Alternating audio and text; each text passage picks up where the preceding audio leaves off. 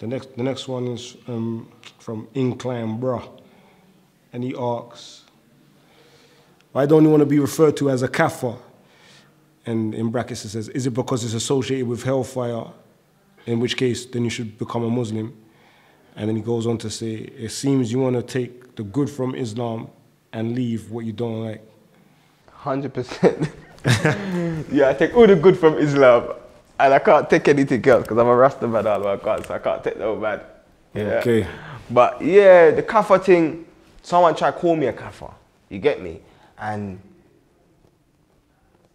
for me, it's like, it's like if you know history, like you can't call man that, innit?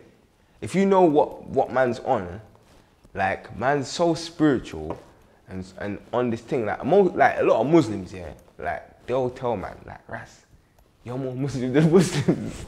What Muslim accent, like Muslim people will tell me, yo Ras, you're more Muslim than Muslim. So like you can't call, so this whole Kaafir thing is like, Muslims need to have to understand there's a statement within Islam, yeah, and they say Allah knows best, yeah. And I think Muslims should use that a lot more than they use it, fam.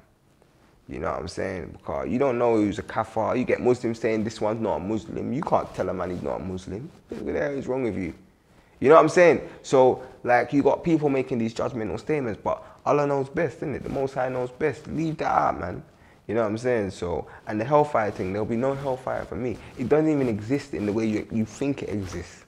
Hellfire. Hellfire is for pedophiles and rapists. That's what hellfire is for. That's what it's created for.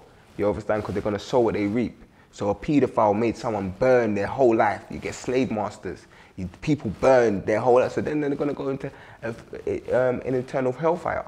You understand? Even when you check the concept of hellfire, if you go back to the Jewish thing, there's not even a concept like that. You understand? It came through Christianity. And if you look at the earliest Christianity, you had something called purgatory. You understand? So hellfire was a thing that, like, it was used, if you was wicked and you went to hell, it was for a certain amount of time. It wasn't forever and ever and ever and ever and ever and eternity and so and it never stops. Cause that concept is evil. Like any Christian and Muslim out there, I'm telling you, they people's leaving the religion and they put that thing in to scare man to stay in the religion. You understand? That is where this whole eternal, like that's something you tell a child. I lie, my brother. Like, that's something you tell a child, like, oh, if you don't do this, you're going to burn forever and ever and ever. They don't even say for 100 years. They don't even say for 20,000 years. They say forever and ever and ever and ever. And why are you going to burn? Because you didn't believe something. And it's not like it was clear what to believe. You know what I'm saying, fam? It's not like it was clear. So if you look at the earliest thing, this is why the changing of words in the Bible is so important. Because the earliest Bibles said that the wicked would be thrown into an eternal fire. Yeah, that's what the earliest Bibles said. You understand? Now, the newer Bibles say the wicked will be thrown into fire eternally. It sounds the same, but it's two completely different meanings.